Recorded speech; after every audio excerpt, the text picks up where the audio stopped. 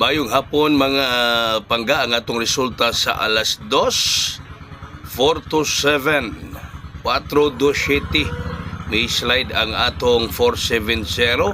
Sayang kaayo mga higala. Pero doon natin ihatag ninyo para pang 5 PM draw. Basin dire makabalusta makabawita. Pero ay nagkalinti ninyo atong ihatag ganyan buntag. Mga nindot yapon to siyang dadon para sa alas 5. May slide ang atong numero 4 to 7 ang resulta mga higala.